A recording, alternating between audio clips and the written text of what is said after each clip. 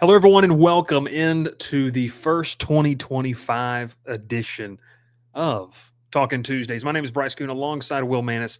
And unfortunately, the person in the middle of that beautiful thumbnail, Ralph, is currently dealing with Graphicom, hashtag not an ad. He's not on the show right now, but we want you to be a part of the show tonight. Every single Tuesday evening, 7:30 Central, 8:30 Eastern. The whole premise of this show, of what we've got going on, we're opening up the phone lines. Anything college football related you want to talk about, comments, questions, concerns. Maybe you're concerned about Will and his affiliation. We'll talk about that more on tonight's episode, though.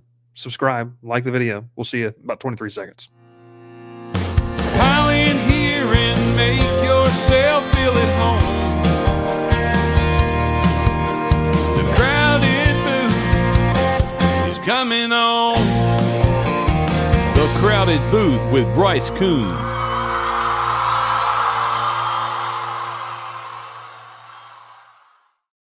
All right, welcome in. My name is Bryce Coon alongside Will Manis as we get ready to, I guess, Will, we're really just kind of we're the background noise, I feel like, on this show. Well, we're just the people that are kind of here to facilitate conversation. Now, where will this conversation go? That's the concerning part, and it's probably a big reason why people want to tune in on Tuesdays. This has been one of the more interesting shows that we dabbled with last year. We're going to do this every single week, and I'm a little scared, to be honest with you. Well, I would use that phrase loosely, facilitating conversation. First of all, contrary to popular belief in the Discord, this is not a communist dictatorship. I don't know what you would call it, but I wouldn't call but it's not a communist dictatorship. You can call in and say just about whatever you want. Now, if Bryce hangs up on you early, I'm sure words will be had. So careful over there, Bryce. Yeah, we need that. Like the hat, Joe the Pilot says. One of the few good things out of Columbus, Georgia. Georgia Autographs, welcome into the show. Well, it's not communist. Socialist is the better term. I'm sure you wish it was, Will. Will, would you like to address your constituents? I don't know what I have to address. I don't know. Maybe there's just been some rumblings of what you may or may not be doing. Plead the fifth. I mean, it's been well documented that I don't know nobody. So how could I be a part of any affiliation? No, I hear you. Well, look, we're going to put the call number up here, 225-317-9613. We've got about 2 or 3 topics that we're going to jump into here, Will. But I did want to start off with this. We're not answering that, Clayton. Well, Power Tech wants to go ahead and need an update on the AU felony drug bust. You got anything for us, Will? The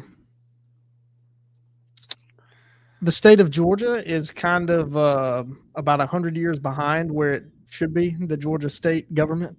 Ooh. Kind of operates as if the population has not, exponentially grown. There's some things that we should get passed in the state of Georgia that shockingly the state of Alabama has gotten passed, if you believe that. But that is in the hands of the court. He will have his day in court. Big Nunya story, Mr. Jonesy says. It is. 225-317-9631. We can get you on the call here now if you want and on the line. It's interesting. We interviewed him on the show, right? Like we had him on the show. Nice kid, good kid. And I don't know what that says about us and what that means. It is interesting that we had 4 coaches on the show last year and 3 were let go. Is that right? I think the only one that didn't was the one that everybody was so certain was going to be fired. Yeah, that was insane. We had 4, right? No, we had 4 and 2 were let go. We had 5 technically, but 2 were let go. Brian Bohannon, who's now at Georgia Tech, and then Tom Herman. What's Tom Herman doing? Is he doing TV? I don't know. No idea. Matt says, let's get the TCU Fury on the show. Furry. Why do I call it Fury? I don't know. Yeah, I don't know. I couldn't tell you. Sam Lord, don't have you on the show ever sounds like a curse. You should just call in. All right. Well, while people get ready to kind of talk about it, I wanted to kind of hit on this topic. John Mateer's Venmo. I'll flash that number there one more time, 225-317-9613. So this obviously kind of, was being, I guess the news was breaking as we were live last night. And we took about 5 minutes to kind of discuss what the fallout could be. Now that we're 24 hours essentially out from this, is this just a big nothing burger? What do you make of the alleged Venmos that we're betting? What do you make of this? I think it's a whole lot of nothing. I mean, a screenshot can be very easily manipulated and changed. I find it hard to believe that a Division I quarterback, granted there have been some really dumb ones, is dumb enough to do the things that John Mateer did allegedly on his Venmo. I just find it hard to believe. You would have to be like, in today's day and age, are people really not that careful, I guess? What do you think? Like, I mean, are you really not that careful? I don't know. I mean, how can you not be? Even if he was a backup quarterback, it was 2022. Supposedly on these screenshots, it was dated 2022. I mean, even if you are a backup, you have to know as the quarterback, everybody's looking at you, even if you're not playing, and you're judged to a different standard. Yeah, I mean, you're judged. No, I agree wholeheartedly. You're judged from a different standard. I think there's this sense of, I mean, was he really gambling on the games? Is it just a friendly wager between friends? I kind of hinted at this. I think we're way outdated in relaxing a little bit of these rules. Now, the problem, Will, with this is that if you, which the NCAA's done before, they've opened Pandora's box and you can't really track your way back. If you don't track your way back, it could lead to just, I mean, you then have to wonder about the integrity of the game, right? Like you have to wonder, does the money aspect, could you relax the rules but still protect that? And what would that look like, you think? I don't know if you can, because isn't kind of I don't know if it's necessarily a rule, but the expectation is like you can't bet on college football, period. If you're in a state that allows gambling, you can gamble on anything but college football. Is that kind of what's expected? I think so. Yeah. But, I mean, that's the expectation, right? I mean, but look, I get it. You can't legalize gambling for the college athletes, and because then everyone's going to wonder, like in that close game or when, quarterback throws an interception, the first thing everybody says, oh, well, he bet on the other team. Yeah. No, and look, Clayton brings up a good point here. He goes, how much was the wager? Penalties determined by how big it was, like the play. Uh, no NCAA sanctioned event is a rule. Well, I'll say this: I think it's dumb that they prop up the gambling so much on one side of the argument and then they punish so harshly on the other side.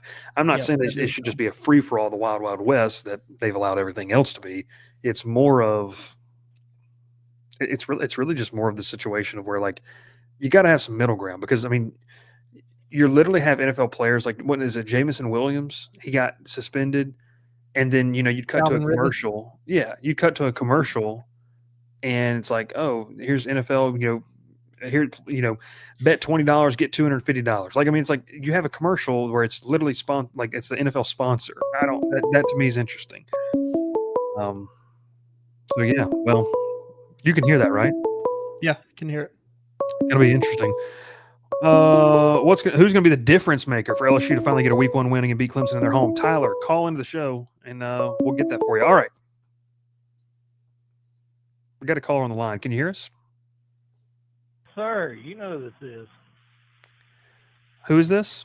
Name and where you This from? is TriStar. That's all I gotta say. TriStar.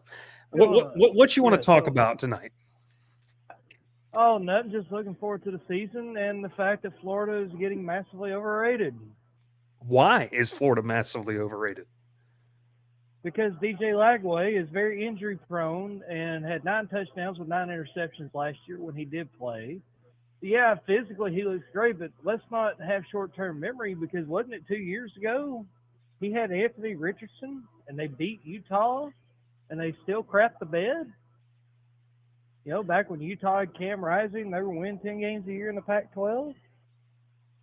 Does my memory serve correct with that? I mean, you're not wrong. You're not wrong. So again, Yeah. I think after the season, and y'all can mark this down. See, Billy Napier's father was a legendary high school football coach at Murray County High School in Chatsworth, Georgia, same hometown as Lad McConkey, 15 minutes south of me. Mm. What I predict is that after this season, he will get that $20 million buyout, and then he will go back down or up to Chatsworth, and he will go be the head coach of the high school football team. That's what I predict. Sorry, I can't talk right now. No, that's fine.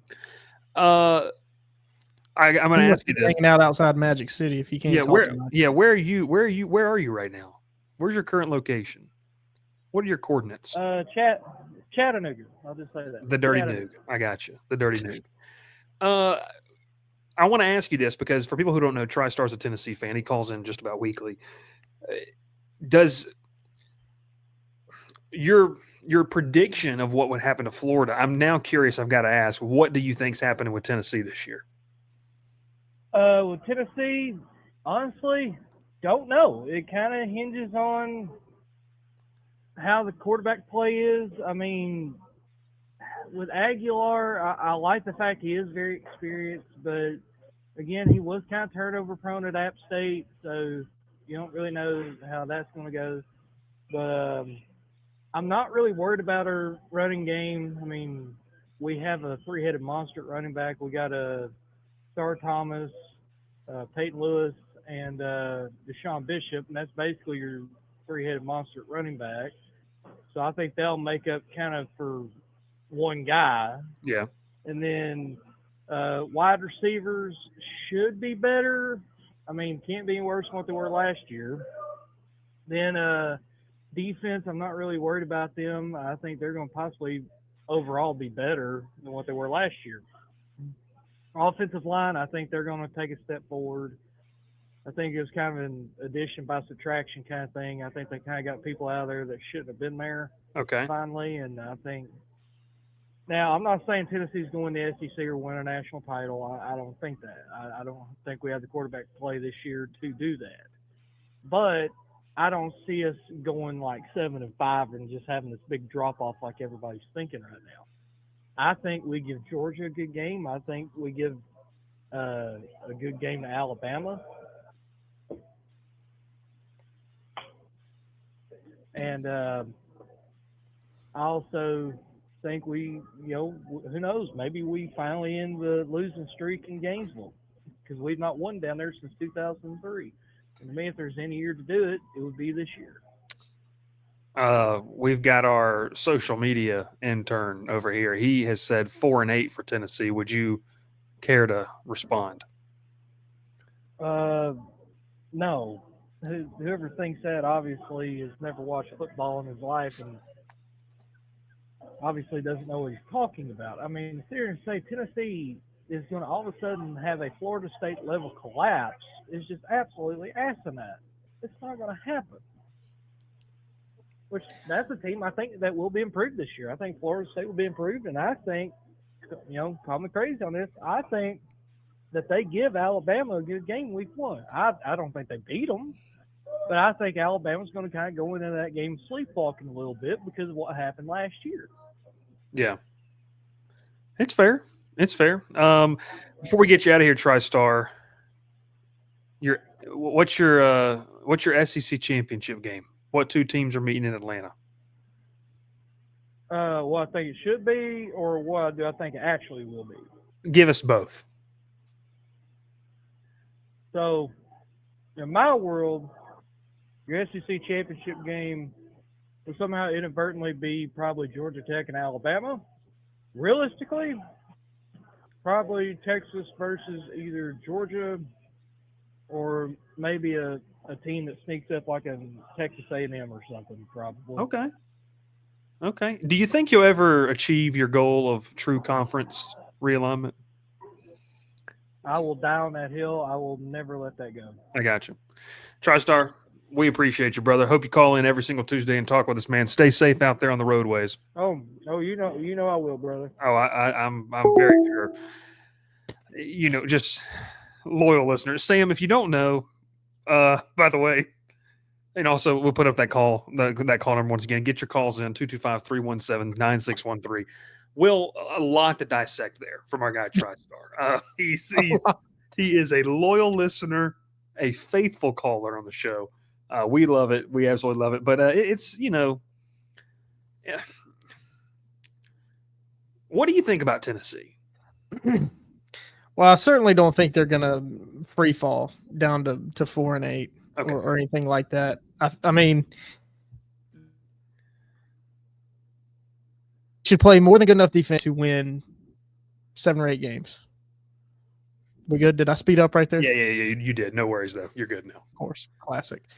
I mean, anything worse than 7-5, and you got to ask some really hard, serious questions. But it's like I said last night, I mean, Josh Heupel's system is going to be put to the test this year. I mean, you went to the playoff last year, so, that's got to be the expectations. Yeah. In Knoxville. But it's like I said, it's going to be Joey Aguilar replacing Nico with Joey Aguilar. That's not apples to apples. And, no disrespect to him, but from what we've seen from him so far at the college level, he's not a playoff level quarterback. Well, and even added to your point, I was watching, I think it was the Cover 3 podcast, or was that new CBS Insiders podcast? I can't remember who it was. It might have been Matt Zenitz of CBS Sports. He said that he thinks, from what he's hearing, Tennessee fans are going to be pretty frustrated with the output that Nico's going to have over at UCLA. Look, I mean, could that be easier competition? Easier competition. I think within context, here's the problem with that. Just saying that and throwing that out there is very broad. When you take the context of UCLA and maybe the competition level, who they're playing week in, week out, that's a big difference. I don't know. And so, Sam, you keep commenting, but just pick up the phone. George McIntyre is the guy. I've never even heard of him. Is that Mike McIntyre's son? No. George McIntyre is a good quarterback. We'll see. Will needs to use some of his affiliate money to spend on the internet. Jonesy, that would be the laptop, and I think that problem will be solved this weekend. Fingers crossed. I understand. Tyler asked this. We'll get to the question here. Tyler says, what's going to be the difference maker for LSU to finally get a week 1 win and beat Clemson in their home? He's probably just meaning, obviously, the opener. I mean, I've talked about this at large over at the Bengal Tiger. You can check out that content over there. The biggest thing for me, shameless plug. You know what I mean? You pay the bills, you get plugs. That's pretty much how it works. The offensive line has to be good. And Will, we kind of talked about this because I phrased this question last on the show. I said, what keeps LSU from just being the de facto favorite in the SEC? Because you have one guy, you have the only quarterback in the country returning with 4K plus yards, right? Like that is what it is. It's the offensive line throughout the first couple of days of fall camp. Look, I'm telling you, I'm full on drinking the Kool-Aid of this defense. It is gross what they're doing. And we thought Blake Baker was a good DC. I believe now he has his guys in the mix of what he needs. I like what he brings to the table in terms of the aggressive style that they play, the safeties, and knowing how – I know, yeah, I saw that. Well, knowing your brand of the football that you love, you're going to enjoy watching LSU in week 3 against Florida because their safeties, A.J. Halsey, TaMarcus Cooley, are playing so aggressive in run fits and they're tackling well. You just like guys that play downhill, play like their hair's on fire, and they're doing that. So you can answer Tyler's question however you want to take it, but, I mean, to me, it's just offensive line. Like, if that group is good, this team should be in the playoff. I will say this, Tyler. I don't think they beat Clemson in week 1. The reason being, I think Clemson has some of those. They do. They have some of this returning production. They know how to play together. LSU might take a bit, but I think LSU is a team that could really catch fire in like October, November, and ride that wave to Atlanta or to a playoff spot. Yeah, I'm with you. I think offensive line is the biggest question mark. Said it last night, and also my big concern is personnel usage, especially on the offensive side. Got to get Caden Durham the ball, man. He's a playmaker with the ball in his hands. You'll probably laugh. Go ahead and put the time up there because, I'm going to get in here and make it about me. There you go. This LSU team, I'm kind of getting similar vibes heading into the year of the 2017 Auburn team. Obviously, big comparison opening up with Clemson. The defense is going to be good. LSU doesn't have question marks at quarterback like Auburn did going into that year, but you're playing a top defense in the country at Clemson. Those two things are similar. And we watched that Auburn team pick it up. October, November was the best team in the country. So I think LSU could do similar things. I'm with you. But to beat Clemson, I think, Garrett Nussmeier's just got to not try to do too much. I think we saw that in a lot of games last year where he just tried to do too much and made a mistake, and it was in the fourth quarter and ultimately cost the game. Yeah, cost LSU those games. You just got to not do those things. Yeah, no, I'm with you. I mean, he doesn't have to be a superhero, and I think that's a theme for a lot of the quarterbacks we're seeing nowadays. There's so much talent around you at certain teams. You don't have to go out there and be Superman to win, and I don't think Garrett Nussmeier has to be that. Now, can he still be really, really good? Can he still be a guy that ends up in New York? Yes, that all those things are definitely true. But I think that for it is what it is. You kind of look at it there, Tyler. I mean, it's a team that it's got a lot of promise, man. It's gonna be. We'll talk about this about being an interesting off season for Tennessee if they don't deliver. If LSU doesn't deliver, oh my gosh! And I'm not saying that the head ball coach is going to be fired. I was talking about this with someone today after fall camp.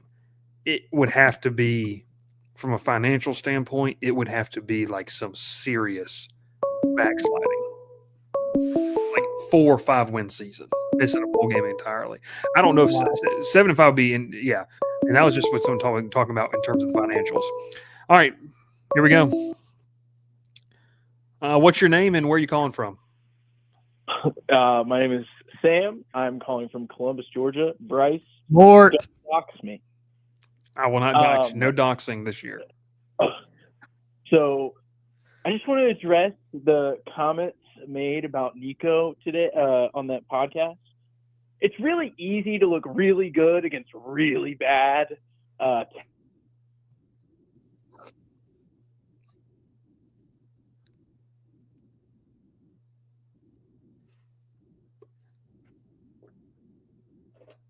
Where'd he go? Silly. I think that's a little silly. Also, just throwing it out there for the social media intern. looking at projections and numbers, the Tennessee season is more likely to go 8-4, 9-3, and 10-2 by the numbers than 7-5 and that abysmal 4-8 and 3-9 from Clayton. Just want to throw it out there. Is Joey Aguilar the guy? That's really what I want to know.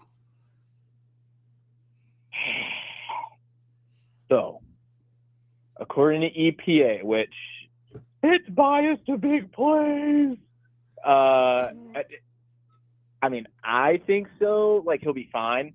He'll be fine. He'll be serviceable for a year until George or Jake are ready.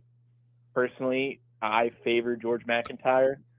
I think he's a good kid. I like his frame. I like his build.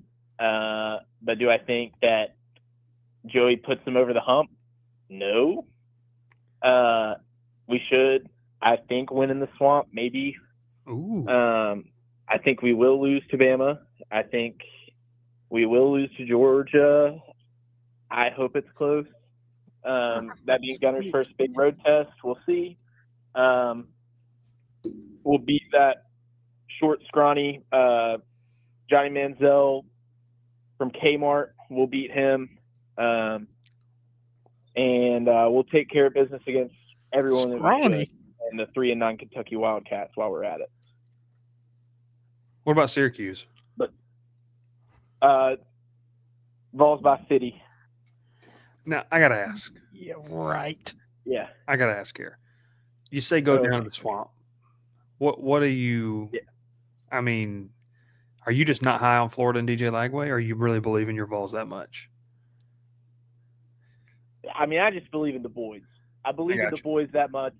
I will say it doesn't help when we're not even out of fall camp yet, and we're like asking the question, hey, is DJ playing week 1? And, we can't get a straight up response. Like, he's expected to start. Well, it's like, okay, and you know what? I expect to pass a test in school, and sometimes I still fail. Like, that happens. So expectation versus reality, like, shoot me straight. And our response is, well, is it week 1 yet? He's walking around in a boot. Like, how's his recovery? What's the timeline? That's my big question when it comes to that. I mean, I don't know. I think it's a little silly to. I feel like it's a little silly. I think I don't know if he'll be able to make it a full season at SEC without suffering something. And the turnovers have got to chill out. I mean, they were a question mark in high school. They're really a question mark now. But I think the Vols are that good. I think that their spring game was a sham with like that receiver putting up like 3 touchdowns or whatever. I think that's a sham. That's not happening. And their defense is fraudulent. I lost brain cells listening to this phone call. I can't wait for this to be clipped. Yeah. I mean, it will be. It will be. Just want to let you know for social media purposes. Last question I have for you here, and it's not too super. Will kind of hinted at it. If Tennessee, let's just play the hypothetical. If Tennessee misses out on a bowl game in 2025, what is the conversation surrounding Josh Heupel? Misses on the bowl game. 5-7. This is purely hypothetical. He's about to crash out. My mind hasn't even gone there. I think the question is kind of like, all right, well, where do we go from here? A position group would have to fail to a pretty extreme level. And when I say that, I mean I would have to say something up front would have to fail. Yeah. Or something, but I think at the end of the day, I mean, there's going to be some serious staff turnover. We're going to be looking at someone new somewhere on that staff, but I don't, and the seat definitely gets warm. I won't say hot because, it could be a fluke, but it gets warm. I could see a scenario, and this is purely hypothetical, by the way. Remember when LSU won it all in 2019? Orgeron and Yeah. LSU massively disappoint during the COVID year. He's let go in 21. Like I could see that. Like it'd have to be very bad. I'm not saying I think it's gonna be that bad, but you're not even entertaining the idea of a 5-7 season. I just don't think it's probable. I mean, John Mateer will probably be suspended for the Oklahoma game because I don't care what he says. Buddy, you were gambling. Like the tests on the schedule, I feel like we could come out in the games where I'm leaning towards the other team winning. If we upset them, great. And the games that we should win. I mean, I just don't think that there's a realm of possibility where 5-7, 4-8, 3-9, especially, and 4-8 especially, is really a possibility. I don't see enough deficiency on this roster for that to be the case. But also, I mean, people said the same thing about the team going into Butch Jones's last year. So, oh gosh, yeah, man. Well, we appreciate it, Sam. Thank you. So you much. might. I mean, that was God. I mean, I was falling asleep. And then he's just spreading fake news. Just spouting things. I think the last minute. Well, first of all, he knows they're going to lose to Oklahoma. Yeah, he's aware. That's what I learned. All right, here we go. What's your name? Where are you calling from? Yeah, this is Dr. Bob calling from East Baton Rouge Parish, Louisiana. Dr. Bob, how you doing, brother? I'm doing well, Bryce. How are you and Mr. Manis doing this fine Tuesday evening? I'm doing well. Will's doing good because Auburn's season hasn't started yet. So he's doing all right. It's all sunshine and rainbows right now. No, it's not. Yeah. Well, I hope that at least in one game this year there will be some celebration in the loveliest village on the plains. Yes. So what you got for us tonight? In South Alabama don't count. Yeah. Just wanted to talk to you about a couple of things, mainly dealing with an interview that Coach Key did on ACC Huddle, and also wanted to get a little thought on what you think of the American Conference this year and Tulane's chances at a playoff run. So first thing, it was interesting. There was a comment that Coach Key made when he was being interviewed by the ACC Huddle guys today, where he mentioned it was kind of a subtle hint at the investment in the program, where he was talking about Dr. Cabrera and some of the investments that have been going on, and that's how they were able to keep not just Haynes King, but also Aaron Philo in the quarterback room. And so does it seem to you that, I guess, given where we were even a year or two ago, that there seems to be maybe an increased level of investment in the program? And do you see that continuing under the current AD? Well, so one, yes, to not to put a blanket, an umbrella over your answer, but I think there is. And look, in terms of, you're able to lock up, let's just call it what it is. You're able to lock up a contract, 1-year deal for Haynes King, and then you're able to lock up Aaron Philo, your future. That to me that's why I think a lot of Georgia Tech fans think this is one of the better quarterback situations in college football, right? Because you're sitting in a scenario where you've got a guy that can produce this year, and then another guy that you feel pretty good about in terms of his development and where he could go after that. I'm not going to look at Jonesy's comments. So,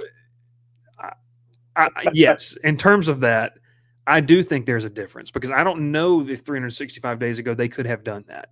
I don't know. There we go. J.R. Burns with his daily comment. We appreciate you, John. But to that point, it is different. And look, J-Bat did a really, really good job. And I've said this multiple times on the, Crowd of Booth shows, on the Swarm Talk shows, like, Jay Back was one of the more impactful hires that Georgia Tech made in the program's history. Within the context of where you are in this college football landscape, you kind of had to have that. So I think it's a really that sets you on this path to be able to do things like that, right?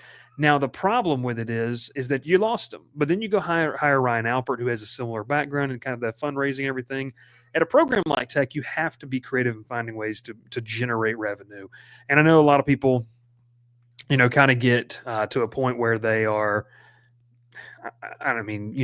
frustrated about the being what's the right word? Will a stepping stone. That's what they kind of felt like Jay Batt utilized for them. But I think in terms of just what you're able to bring to the table as the AD, his skill set, his resume, you're going to see a lot of continuity there. And I think this could be a new version. Now, all that considering, we don't have to – I'm not insulting – some will take it as this, but I'm not insulting the Georgia Tech fan base. But this is a fickle fan base in terms of how they spend their dollars. That's why 2025 is very important, because there's a lot of promise. You have invested a lot into this season, both on the roster and a lot of other ways, and coaching staffs and everything, to where there needs to be a little bit of ROI for Georgia Tech in 2025 for people to kind of see what they could do going forward. So that's kind of where I sit with it, Dr. Bob, as Addie's crying. So there we go. Yeah. You take it where you want to go, and ask that question real quick about the American Conference. Yeah. So no, I think a 9-win season, 9-win regular season for Tech this year would just go. I mean, it would do wonders for this program. If you're sitting there at 9-3 at the end of the year, I think you can say that this is a relatively successful season. Now, my question regarding the American Conference, and this is something I think Mr. Manis is probably paying attention to. It seems like we have quite a quarterback battle here in New Orleans with Jake Retzloff coming in pretty late for the Green Wave. If Sumrall is somehow able to get 10-2, 11-1. And, get an American championship, somehow beat out Boise State for that Group of 5 playoff spot.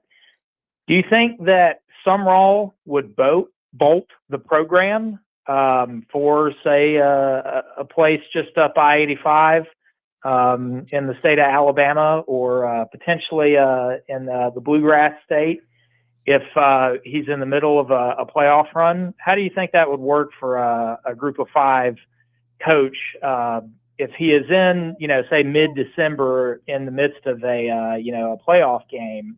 Do you think that a program would sit around and sort of wait for a Group of 5 coach who's still coaching into mid, maybe even late December? Would they wait to make that hire if the playoffs are still going? So. With that, I'll go ahead and hang up, and I'll let you answer that question. By the way, we still need to grab some Popeyes at some point. So you let me know when, and that Thursday night game against ECU later this year, we'll make sure to go to that one if you're free. Yes, sir. Oh no, we're definitely going to that one. Appreciate you, Dr. Bob. Will, we can talk about this for a second, because I think it's interesting, just in terms of like understanding how these coaching searches work, right? For me, at least, I think it would be a silent agreement between Sumrall and said school, right? Like that would probably be the agreement. Let's play the hypothetical. It's Auburn. Auburn finishes 5-7. They are 4-8. They fire Hugh Freeze. The movement, and you can talk a little bit more about this, but the movement with Auburn in terms of what they would have to do to make things happen. And I'm going to hang up on this person real quick, because I want to get to this, and I know who that is, and that's going to be a wild phone call. But the biggest thing, Will, for me is that, and I'll let you answer really quickly, is I think they would wait, and when that team left, it would be a lot like Brian Kelly did with Notre Dame, where he let them know the next morning when they got back from Stanford after they played that game, essentially that last game of the year, whatever it was, and pretty much said that, as we can see there, pretty much said, hey, I'm going to LSU. I think Sumrall, let's say Tulane, like in my playoff, goes and plays Penn State, they lose, they get back, and he's gone to Auburn. Now, would people in his circle know? Yeah, they would. But I think it's a situation where that could happen. Real quickly, because that caller's coming come back in. What's your thoughts on that? I don't know. I don't know that. It would just kind of depend on the offer. I think. I mean, if you take a G5 team to the playoff, you're in a better spot than a 4-8 or 5-7 Auburn. Yeah. I mean, you can continue to build, whereas you're going to turn around and start over. Is the money worth it? Is really the only question, and I don't know. Being the pressure cooker that the SEC is, and especially that Auburn is, I don't know if the money would be worth that. Or it in that in general. All right, let's go back to it. Caller's coming back in. Just blowing up the phone lines. What's your name? Where are you from? This is your boy back again. I just wanted to ask Will, is the barn down bad? I'm down bad. He says he's down bad personally. Well, I mean, here's the thing. I don't know what it is about that little stadium out there in Lee County, Alabama, but that place is cursed. Yeah, you heard me say that. Little stadium out there in Lee County, down there in L.A., and I don't mean Los Angeles. I mean Lower Alabama. He's talking about. I don't know what it is about that stadium, but there's an Indian burial ground or something under that stadium that for some reason teams just absolutely crap the bed in that stadium for some reason to a much inferior Auburn team when they Tennessee doesn't 30, a la Georgia and Alabama just 2 years ago. Now here's my thing: is Hugh Freeze going to stop worrying about his 5-iron and start worrying about 5 stars? Can you please answer that? That's all I was going to add. Thank you. Take it there, Will. I hope so. I'm not going to hold my breath because we got some news today, some insight onto the offensive brain trust at Auburn, and I will read it to you. So the Auburn beat got to sit down with offensive coordinator Derek Nix and quarterbacks coach Ken Austin. So this is how things are going to work for Auburn offensively. Derek Nix handles first down strategy / play calling. Ken Austin handles third down strategy / play calling. And as Nix said of Hugh Freeze, quote, head coach has the authority to overrule anything we say or do, unquote. He was then asked how often does Freeze overrule, quote, it depends on how the game is going, but he's highly involved. To me, he's an outstanding play caller, and I've learned everything from him, unquote. How on earth can you expect to be successful when you got 3 people trying to call plays? On every play, every down, it's a different play caller. How can that work? I've told my Auburn friends and everybody, I've seen this script before. All we hear about is how good the Auburn defense is. And I think the Auburn defense is going to be really good. Top 20, probably. That's what it sounds like. Got some really good athletes, really good players. There's going to be a lot of youth. I think that's going to be the one question mark. But we've seen this same script. It doesn't matter who the head coach is what we're all learning. Don't matter, because you get an offensive head coach that can't get out of his own way. Hugh Freeze just hiring people that are going to listen to him, and Gus just being hard-headed, going to do his own thing. How on earth? I mean, we're going to go through this all year long. Who's calling the plays? Who's calling the plays? Well, it needs to be Hugh Freeze, because he should know his job is on the line. If Auburn does not win 7 or 8 games, he's gone. He's got to be gone, or Auburn is never going to recover. I've said it the last couple of years. Auburn has turned into Tennessee before Tennessee got Josh Heupel. Auburn is in that awful purgatory place, but somehow getting top 10 recruiting classes. It's just, I feel like we've seen this script before. You'll hear more of this rant tomorrow. It's going to be so infuriating, and I'm probably going to rip my hair out watching it all year long. Auburn put up a top 20 defense and a bottom 20 offense. Paying $2 million for a quarterback and going to have a one of the worst offenses in the SEC. I've seen it. I've seen it happen plenty of times. I'm holding my prediction until I'm proved otherwise. Until I hear good news otherwise. Auburn is going to go down to Waco, Texas, and play Baylor and lose 17-6. Their defense is going to look like a national championship level defense, and the offense is going to do nothing. They're going to kick 2 field goals. Bryce had to go handle Addie, and I don't have any control over the phone, so keep the comments coming. Joe the pilot, well, this didn't take long. Will is yelling. Yep, that's why Bryce put me on the screen. And TriStar, mission accomplished to you. At Minutes and Principles Life, I don't think we've seen this commenter before. Auburn got Singleton Jr. Yeah, that's great. He's probably going to be in the first round, but Auburn's not going to have a quarterback to get him the ball, but he'll still be a first round receiver. I've seen this before. Will, I was listening to what you were saying. Gosh, dude, every single time I want to get like excited, right? Something like this happens. Yes, I feel the exact same way about Auburn and Auburn under Hugh Freeze.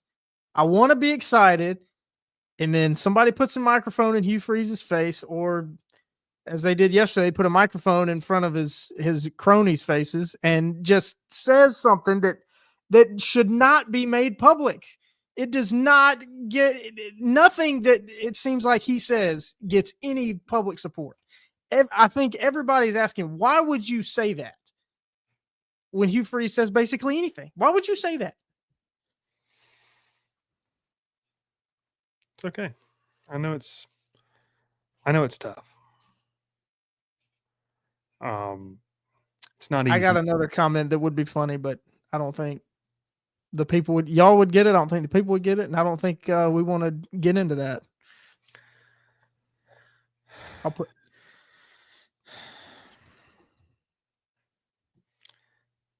I mean, do you want to address Joe the pilot's comment? Hold on, I'm letting y'all know what I was gonna say. Okay. You can call this number if you want to keep getting some. We got about 10 more minutes. 225-317-9613. No, about Auburn to TriStar's the whole deal. I mean, man, like being real with it, like it's just one of those things where you have enough talent to be like pretty good. And if you're not, it's just one of those things where I don't know what the point is. Yeah, that wouldn't be ideal. If Auburn goes 7-5 and basically loses the games that they should lose by double digits, like they probably should, Oklahoma, Texas A&M, Georgia, Alabama, like serious questions need to be asked. Because okay, you win 2 more games than you did the year before and you're going to a bowl game, but it feels like that's no improvement. This roster is far better than a 7-5 roster. Well, the roster last year was far better than a 5-7 roster. 5-7. But you had god awful quarterback and offensive line play. I know. Like I don't ever want to say you lose. The crazy thing is Auburn was really good in between the 20s. They got to the red zone and could do nothing and didn't have a kicker.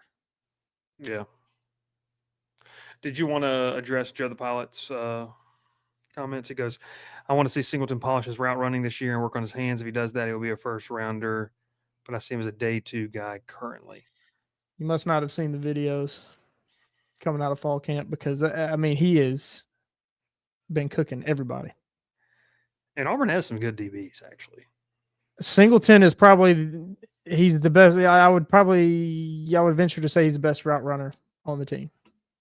Better than Cam Coleman? Yeah, I mean, yeah. Cam Coleman is a freak, but I think he's still raw. He's still a little raw, especially in his route running.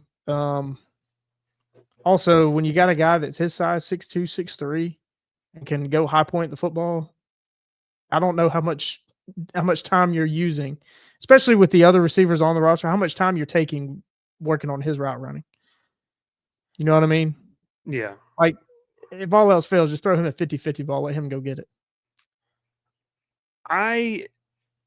So I know what Joe's saying here, but I think it's a deeper thing for Georgia Tech fans that they Yes. have diminished his ability to run route. Like they just think that Eric Singleton is Mr. Slant Man and he's go guy and he's jet sweep guy. The guy's really, really good. I mean, I think he could put up similar stats at Auburn, but it'll be interesting to see. Auburn is going to have, should have, one of the best DB rooms in the SEC. I mean, I think he also too. We've got to stop acting like production is the only thing that matters in the NFL draft too. If it's traits, and Eric Singleton has the traits that NFL teams want. So regardless if he puts up like a 2,000-yard year, I would say, will Auburn upset Bama this year? I don't know. The hater in me says yes, and it won't even be an upset because Auburn will be favored. Because I think Alabama is not very good. I mean, I think they're solid. That's fair. I mean, I think Auburn. But I am a noted and admitted hater. You are, and I think that's. But you're also a DGD, so I don't know how that works in tandem with that. Which I guess it does work because both programs don't like Alabama very much. Power Tech says Auburn needs to be good to renew the competitiveness with Georgia. I mean, they almost beat them 2 years ago, right? You know how many times Auburn has beaten Georgia in the 21st century? I can count them up pretty quickly. 3. 6. 5 or 6. Because, we traded punches early, like 2000, 2001, 2002. But then you had 2004. I think Auburn won in 2005, didn't they? And then I think didn't win again until 2010. And then didn't win until 2013. And then didn't win until 2017.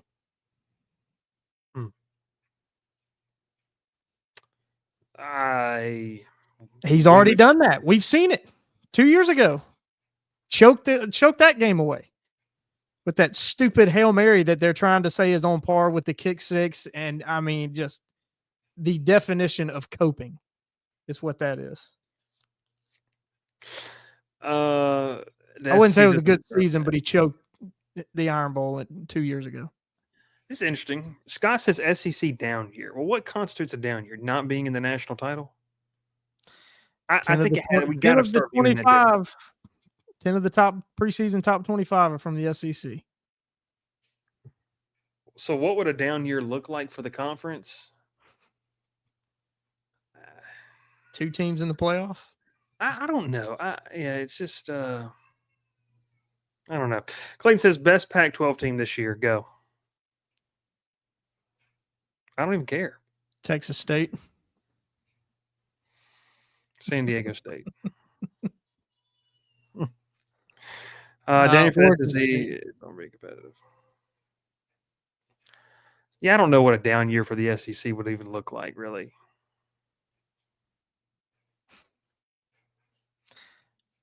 Dennis acting like Sankey's not already on a warpath. Dude, Dennis, if you think that's Joker's on a warpath. Donald Bob says the Big Ten has surpassed the SEC due to the revenue the Big Ten is able to generate. So this is an interesting topic because you guys saw the guy from ESPN that went on his little podcast. And I mean, that kid he got his head shoved in the toilet when he was little. You could tell. That was the most ridiculous thing ever. I'm about to live up to my name. What is that? I'm about to live up to my name. They're wealthier. I get that. Big whoop. But they've got 4 teams in that conference. They don't care as much. I don't think people get that. Mississippi State is not good, but by God, those people care. And the school cares. The athletic department cares. Yeah. They care more than Rutgers cares. They care more than Minnesota cares. They've got 4 teams up there. Ohio State, Penn State, Oregon, Michigan, which I'd say the jury's out on Michigan for this year, but well, as an athletic department carrying and pushing money, yeah, I mean they do. They do. It's a matter for me, Will, if they mobilize that money or not. We can sit here and talk about how Northwestern has a lot of funds and they're building a cool little 35,000, and I'm not throwing shade. Like the stadium looks pretty cool, 35,000 people they're building, but do they really care? Like, and when I say that, it's like, oh, it's not something you feed your fan base and your season ticket holders, but like you actually behind the scenes are doing all you can to win. I would venture to say that the SEC has the most athletic departments that are trying to win in the country and putting my money where the mouth is, regardless if it works or not. That's the thing. It's not always going to work. Makes me think about Vanderbilt. Has more teams that care than the Big Ten. Clemson, Miami, SMU, Florida State, Louisville. I guess. Georgia Tech's come a long way.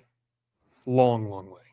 My only question about Georgia Tech is I mean, obviously they care. I'm not saying that they don't care, but it's like they have been so far behind in the revenue game that are they going to turn around and put this money back into football? They should. They should. But it's like, how are they going to react to upping their revenue? Here's the call. Let's take it real quick. All right, what's your name? Where are you calling from? Hey there. What's your name? Where are you calling from? Oh, Scott from Cumming, Georgia. Scott, what you got for us? I was wanting to comment on the conversation y'all were having about, like I guess the SEC, Big Ten caring more than some of the other conferences. I think it's that they have more people that care, and the ACC's lack in picking up, those sidewalk fans, people that didn't even go to that college and have nothing to do with it, but they still pay for those tickets, pay for that T-shirt, pay for those jerseys, and then they go, hey, son, maybe one day you can go to that school, or you know what? If not, you can still cheer for them on Saturday. Yeah, I mean, I'm not trying to dog Scott on the football history of the ACC because I think there's some really good, and we've talked about this on the show, like the Virginia schools. Like they've got a pretty nice little history, especially Virginia Tech, in terms of what they're to do for the longest time under Frank Beamer. It just feels like some of these programs have been maybe dormant for so long on the national stage. And it's something that Georgia Tech has had to navigate, right? The past 2 to 3 years, where, maybe to me, it's maybe they're just more dormant. And that's why people say, oh, such and such school is a sleeping giant, right? Because if they do this, they do X, Y, and Z, they can be right back up there on the national stage. So I agree. I think the SEC fan base is larger, by and large. I mean, I think that's not a shot, and it just is. I mean, it's the way you grew up. It's ingrained in you. I think it just has a bit of more of a. It hits home with people maybe a little bit more, where the ACC is maybe more confined, a little more, still great fan bases, but just maybe not as large. And I don't want to use is ravenous the right word? Like you got some crazy fans, but I just think by and large, like the SEC boasts, and the Big Ten as well. Like, there's crazy Ohio State fans, crazy Michigan fans and stuff like that. It's just, maybe that's what makes the optics look different than the reality. I think Virginia Tech and Clemson and Florida State do the best job at that. Yeah, I would agree. I mean, Clemson's done a really good, because Clemson's kind of small, right? But they've become national brand over the past decade and a half, probably. Yeah, I mean, but everyone in that area around Clemson, I mean, like they eat, breathe, sleep Clemson football, and like they love going to the games, and it has a really great atmosphere, and that's also, I think, where they get a good portion of their revenue from. I think the problem maybe lies for people and we appreciate you calling, Scott. Thanks so much, brother. No problem. Appreciate it. Yeah, and make sure to call back again. But the problem probably lies is that when you compare the bottom, right, Will, like that's something that you do. And I know Nico just put it in here, but you like to compare when you look at the worst teams in the conference. I couldn't tell you one person that would say Wake Forest cares more than Mississippi State. Like that's not. There's no. I don't even, and this is something people need to understand, because y'all love to talk in the corner bar about politics. When your president, athletic director, even head coach gets up there and says something, it doesn't mean that it's always the truth. It's a lot of politics, and it's what fits us and what's the best thing for us. So I think it's maybe that venture of buying into football and buying into what the next stage is, and we'll see what happens over the next couple of years, but that's by and large why you're seeing program like even like Vanderbilt is really kind of bought into football. Like I don't think people realize that because of who they play, but they are. Yeah. Are they? I know their head coach is. What about the athletic department? I mean, they built some new part of the stadium, right? Yeah. I wanted to look something up real quick before we get out of here. Wake Forest does have a tiny enrollment. I think it's like 9,000. It's kind of crazy. The smallest in the SEC is around Vanderbilt, around 13,000. Yes, Nico. He is calling Brinky a liar. Yeah. Obviously not. And Nico says, at least to the standard that we're referring to, I mean, it is, I mean, they are bought into what the new age of college football means. Does that mean they're going to go spend $25 million on a roster? No, Vanderbilt's never going to do that. There's only 5, 6, 7 teams in the country that can go do that. So it's not the idea of what the standard we're talking to. We're talking about, the 1% of college football. It is what it is. So, Minutes and Principles Life, let's end it right here. He goes, I'm expecting a good year from Tech. I do not think it'll be easy. You cannot overlook anyone, but I think Miami is going to be interesting to watch. Miami has a lot of hype. They do, and they've got some talent, and we'll kind of have to see how it goes in 2025. Going to be interesting there as well. Talking Tuesday. Ralph couldn't make it. He needs a new microphone. That's okay, though. We will catch you again live on Thursday night, talking a couple different topics. And we'll see. He goes, if Tech had invested the entire budget in 2010 in Bitcoin, we'd be able to outspend everyone. Probably would. Probably would. Will Menace, my name is Bryce Coon. Ralph in the background, Gavin in the background. We will see you next time. I'll hit it. Don't worry. Pile in here and make yourself feel at home.